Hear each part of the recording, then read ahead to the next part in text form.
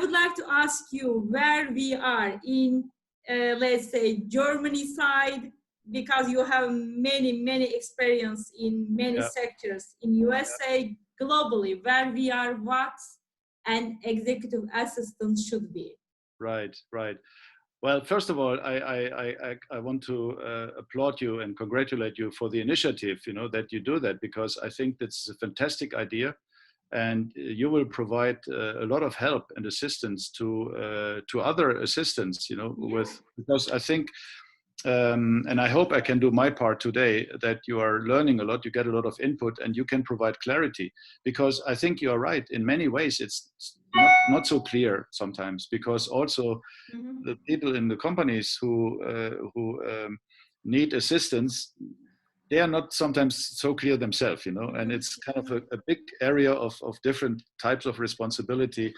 And so I really like the initiative you're taking to provide more clarity. So that's fantastic. So thank you for doing that. My pleasure. And, thank you for asking me to, if I can maybe provide some assistance in your efforts. So to your question, I have made many experiences in Germany. I worked in Germany for initially when I was, for couple of decades, but then most of the time now, I think I'm reaching now 50-50, the time I worked in Germany and the time I work now in the US, Meanwhile, I'm also US citizen, I'm German citizen, I'm US citizen. So I have indeed an international experience, even in France, in Italy, in Germany, and of course now in the US. So yes,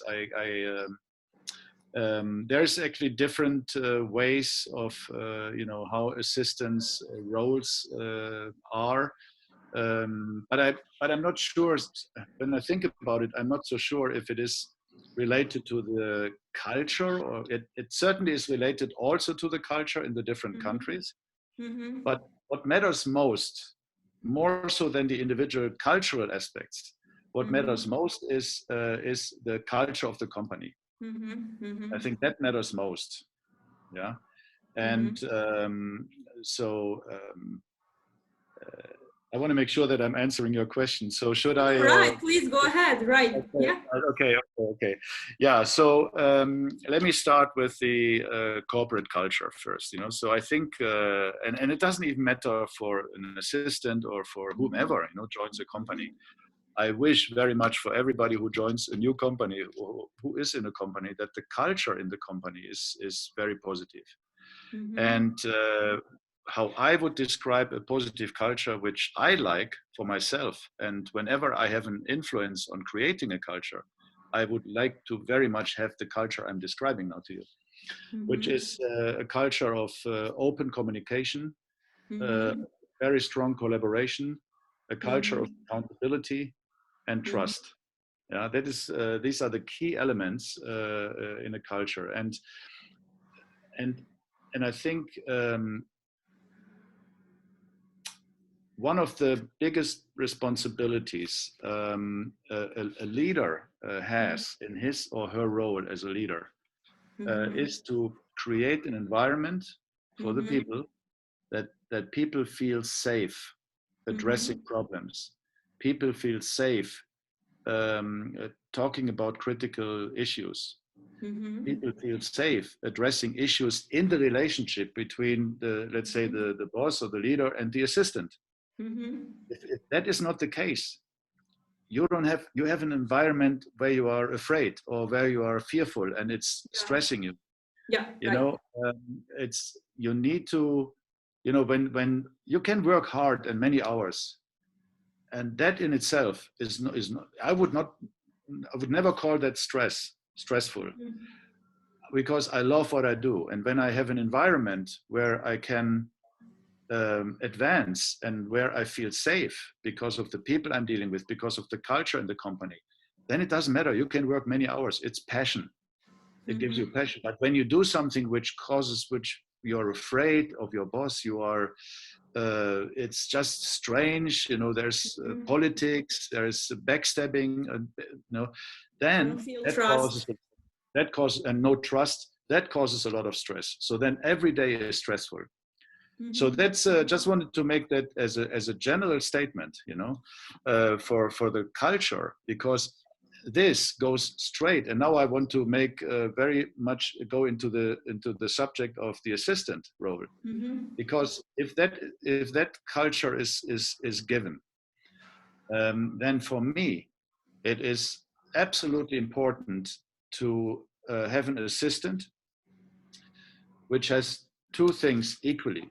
Two things. One is of course, the skill set.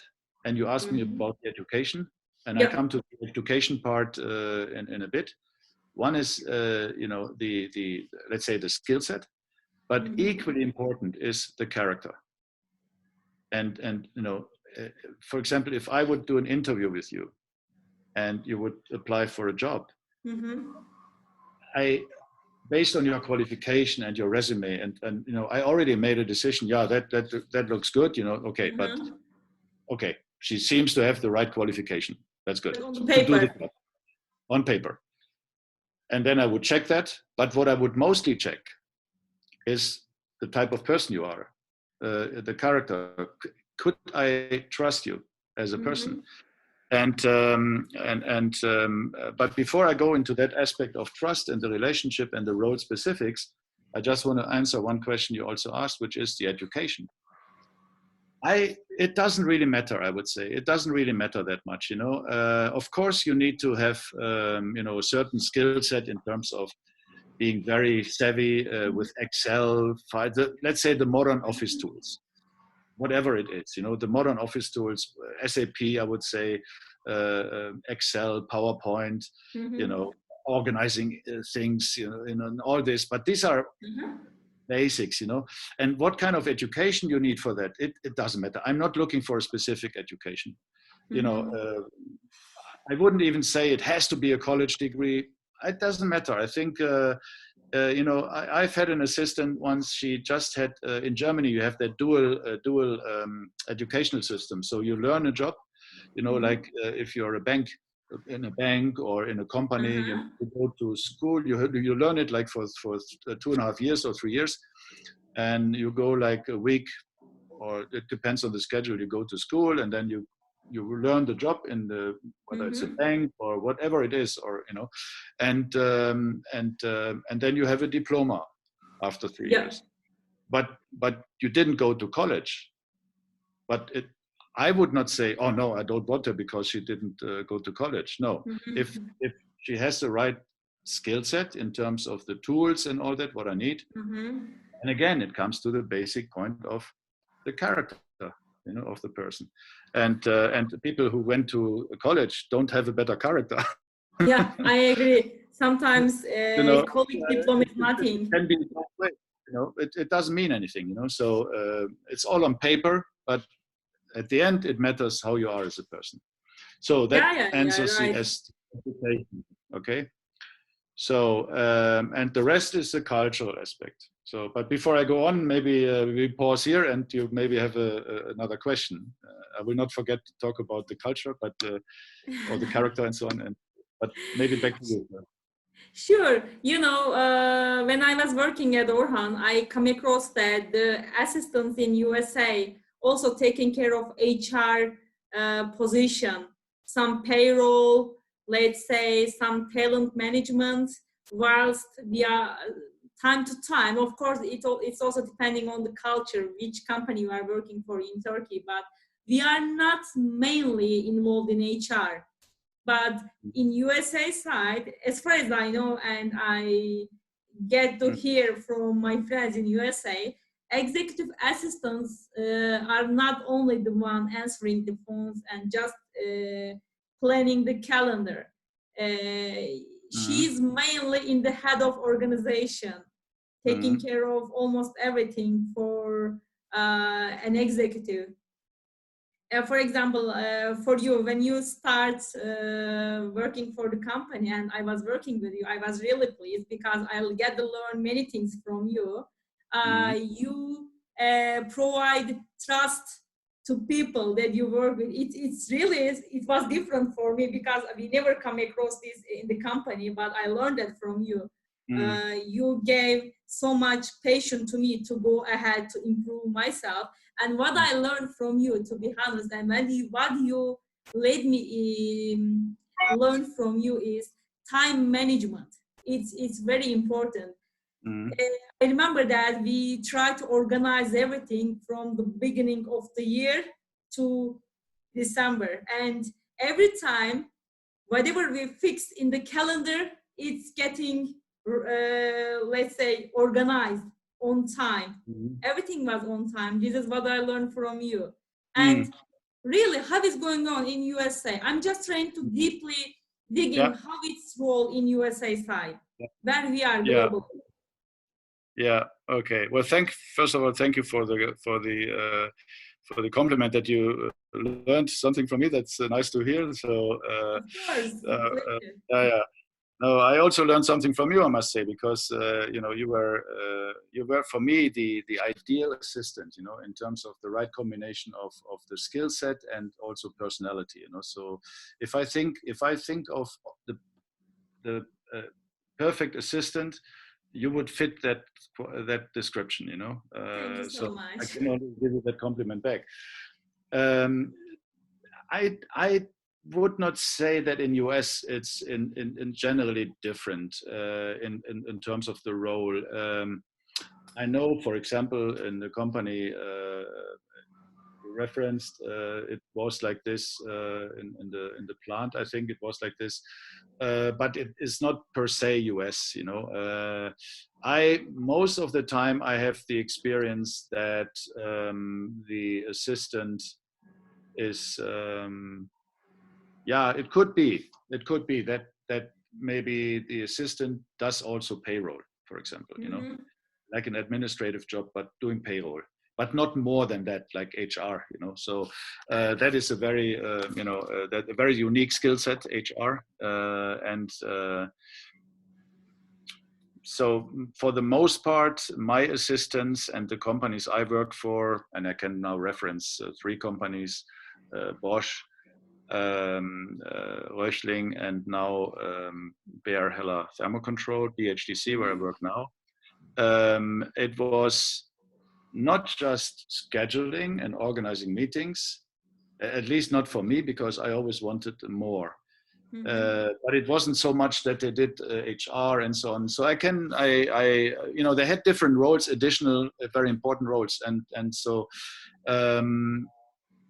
for the most part, what I want as an assistant, and that's also a reflection of how it's typically done in the companies I know, and US, if you will, is the office organization.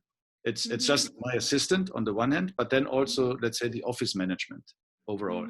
I would call it office manager. Yeah. So it's like making sure that the whole operation and everything is working, and in the office environment. And of course, it depends on the size of the company. If you have a big corporation, like with several thousand people, then you have a special department for that, who make sure that everything is running, So, but in a smaller office environment, then, I want the assistant also to take care of that office you're running, and do all the office management. What is more important besides that is, for me, an assistant is definitely one thing not.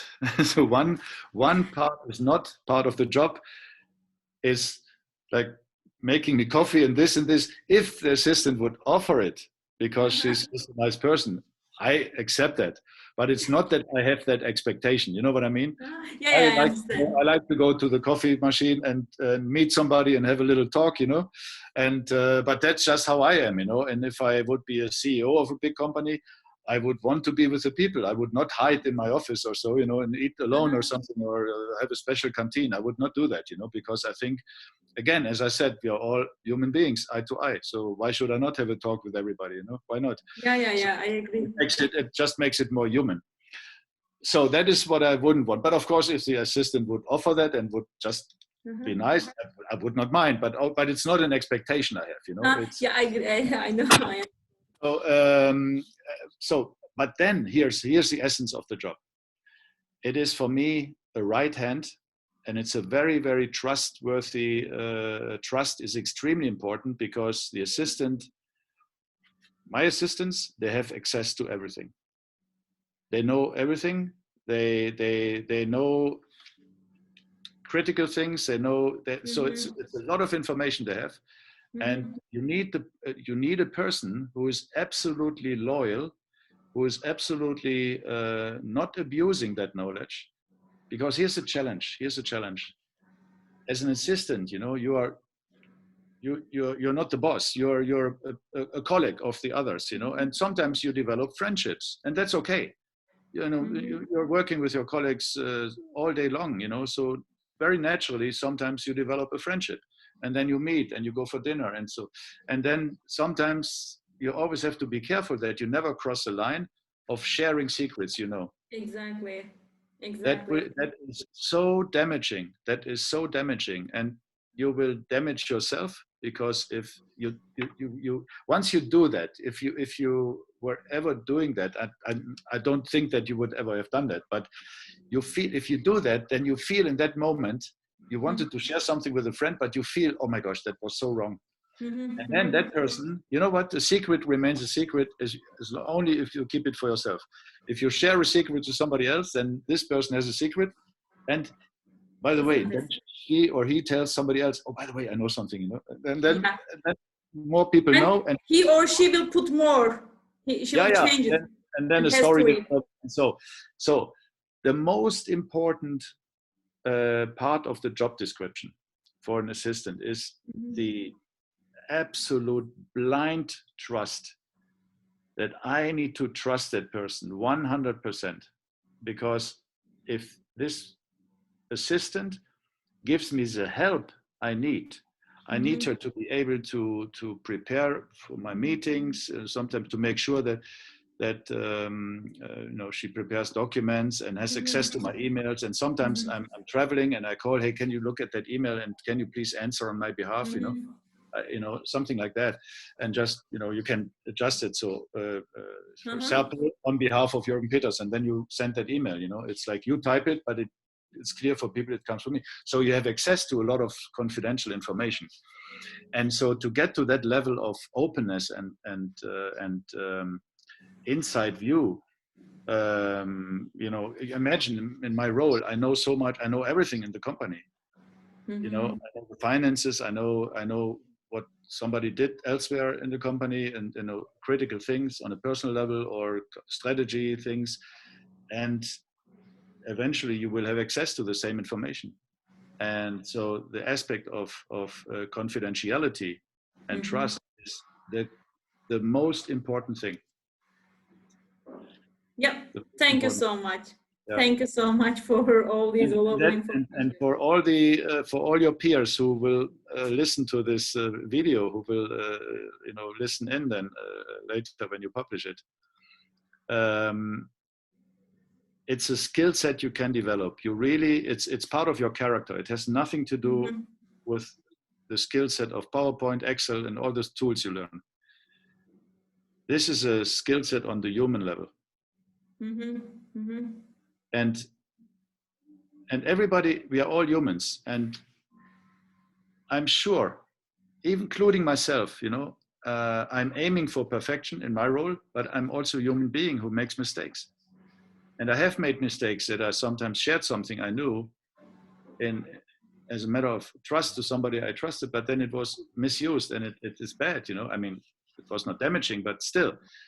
So we have to be very, very clear to ourselves. It requires a lot of discipline, self-discipline, that you can have friends with the other colleagues, but you must be very clear. If anybody approaches you, even a close friend, and asks, hey, what did Juergen say? What is he? You say, sorry? Yeah. We'll never talk about this. Absolutely no. And that is a self-discipline matter, very important. Yeah, and you can learn. We have to know our limits. Yeah. All the colleagues, you will see this video, please, all of you, make sure that you learn that then also in an interview, that you, if you really believe in it and you know that you have the self-control and the self-discipline, make that a very clear point to your hiring manager. No, thank you so much, really, my friend and all ones listening to this video will get all useful information from you. Thank you so much.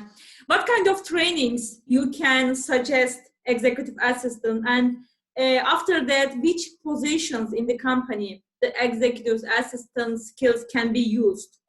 Not only working closely with manager, maybe HR, purchasing, finance. You mean, how do you mean that? That maybe the assistant can transition into another role if she no longer wants to be an assistant? Is it common in USA that executive assistants, of course, after for a while, let's say, after manager defining the skills, the right skills in her, maybe he or he can be passed through another department? Absolutely, absolutely. So yeah, and it all depends on your desire, your skill set, and you know, I have an example. I had when I was in working in Bosch, Germany, I had a very good assistant. She was very nice person, and she had exactly these qualities. You know, she was, you know, we developed a closeness, an openness. I'm sharing now openly. At that time, I went through a divorce, you know, and so it was a challenging time for me. And of course, she knew, you know. Of course, I sometimes I had a coffee with her and I shared, you know, very professional. So, but you know, she knew, okay, and and so what I'm trying to say is that trust level you develop, you know, gets to the point that your assistant is really your right-hand person, you know, in so many ways, you know. You know, as a leader, sometimes you have to stand in front of an organization and you need to perform well, you need to be clear with the message and radiate that confidence, while at the same time, as a human being, you're just struggling with something, you know. And you still need to be out there and show confidence and speak well, and then you go back to your office and she knows, you know, you're struggling with something, and then she said, you did well, and okay, how are you feeling? And you know, this kind of thing, that's very good, you know, when you have that, but that needs to develop naturally, you know. But it all boils down to that character question and the trust. But I wanted to answer your question. So that person I had back then, it was in 2000, let me think, it was just the last year. No, it was actually many years. It was from 2001 till 2007. 2007. And then I was 2008. So I had like almost 1 year with a new assistant. And then I went to the States in 2008. 2008, I came back to the United States. So she was my assistant, and then in a year before she left the role as an assistant, she came to me and she said, you know, Jung, I have the desire to do something else. Wow. And I said, okay, so let's talk, you know. And so she wanted to go to sales. Wow, very different position. Yeah, completely. Also, not as an assistant, as a sales assistant. I mean, not an assistant, but as like a junior sales engineer, you know. So she had actually her education. I'm trying to remember. It was something like economics, you know. So that was her education, and so she had the right qualification for the job, and she developed a desire to do something else. She said, I don't want to be for the rest of my life an assistant, you know. I love my job, but I want to do something else. And I said, first of all, I said, great. Okay. Yeah, I help you. And so what we did, we basically, I gave her my full support. I used my network within the company. Bosch is a big company, you can imagine. There's all.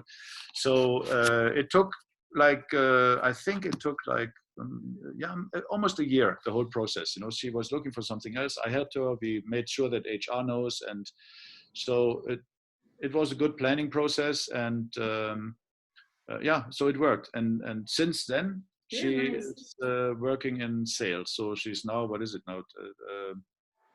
13 years sales now, you know. So wow, very nice. Yeah, and she's still doing sales, and she loved it, you know. She managed that transition, and I think part of your question was, what do you do with training, for example, if you're, and I want to give you the answer regarding training in two ways. Number one is how important is training in general, even in your role as an assistant. So in my opinion, I would like to give the answer of training in two ways. One is you can train yourself in many ways. There's a lot of material out there, a lot of things you can learn and do.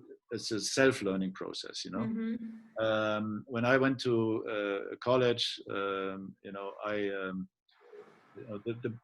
biggest point you learn at college or university is how you learn yourself. Because the professor is giving a lecture and then you have a lot of information, but when you really learn is when you sit down and you do your research and all this. That's how you learn, right? Even now, I mean, there are many things I don't know, but then I use my experience and I'm very good in finding the right questions.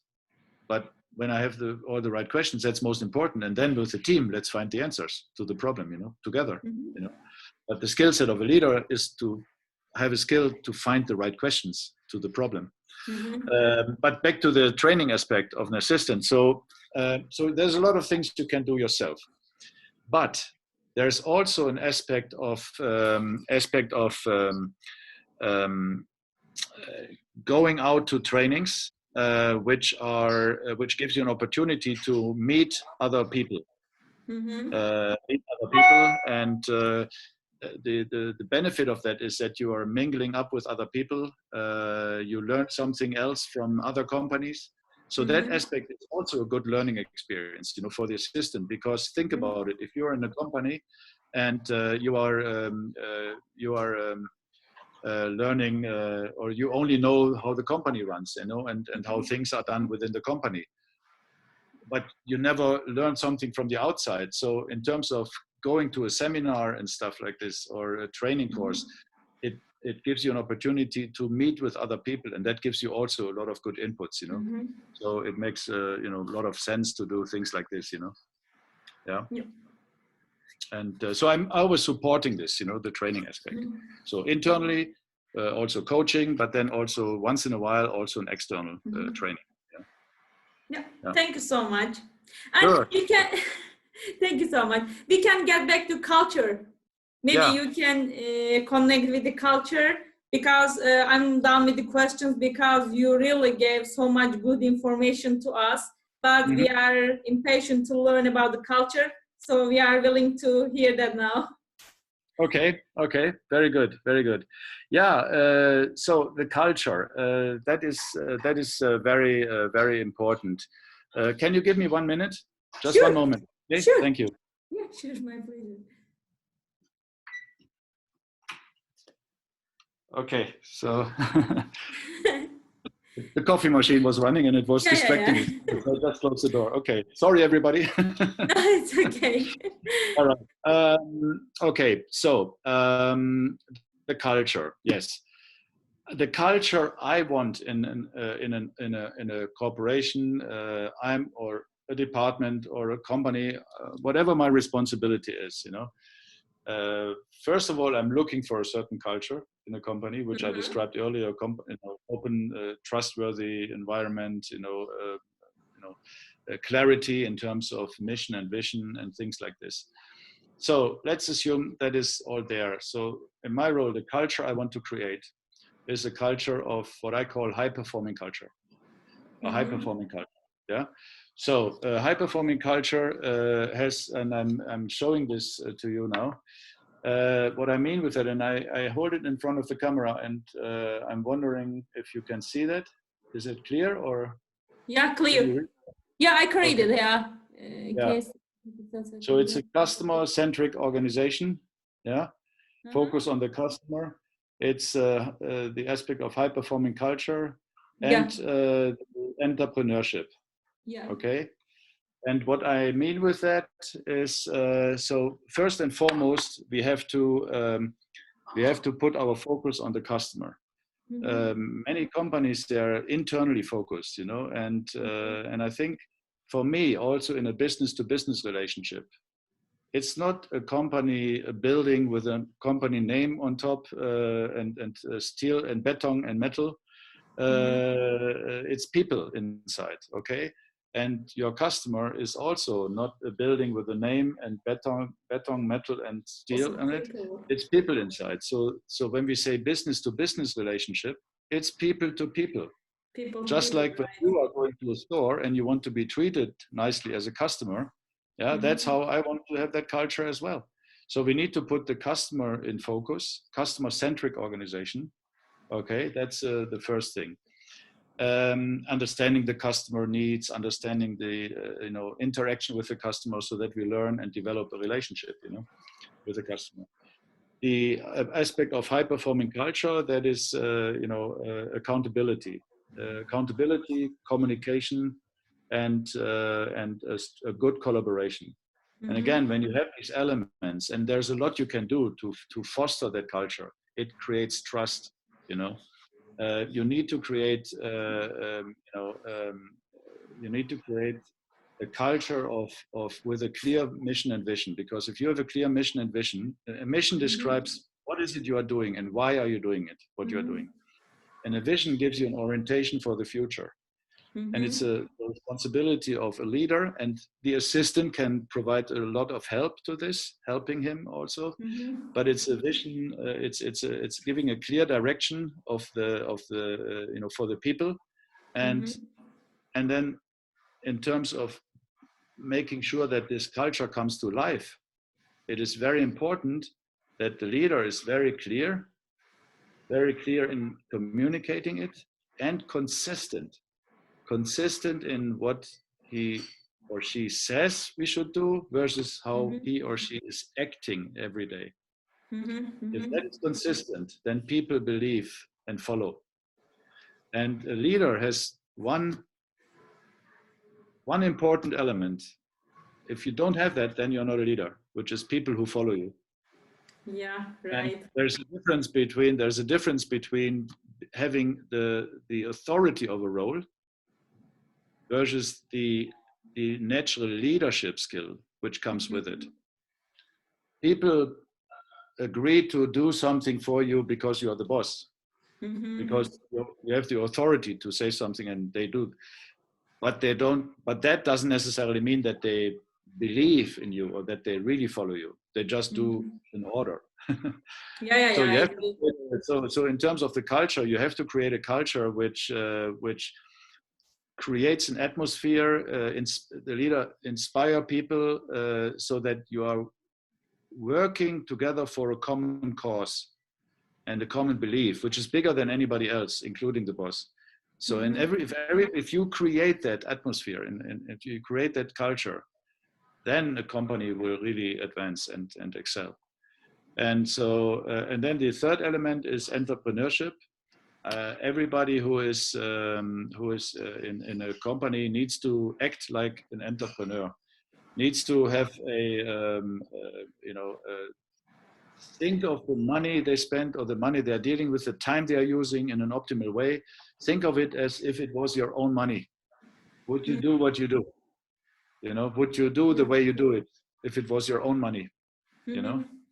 And then also create a culture where people have the opportunity to fail. Because if you have a culture of fear, then people are not putting a problem on the table because they are fearful that they get reprimanded. So you need to allow failures to happen. And if you want to fail fast and learn from it fast and correct. But if there's an environment as part of the culture which does not allow people to even bring up a problem, then they will hide problems. They will hide. They find a way to hide the problems. And that will not help the company. That will make the company low performing and not high performing. And one thing we should always, and that's true for the assistant, as an applicant to a job, as much as it is true for a company. If we are just good, believe me, there's many other companies out there which are good. There are assistants which are good. We have to aim for perfection to be great, because good is not good enough. Yeah. So especially as a company, good is not good enough. And because good is the enemy of great. Yes, right. Yeah, right. Thank you so much, Juergen. Nobody talked about culture and company culture, how it should be so far. And this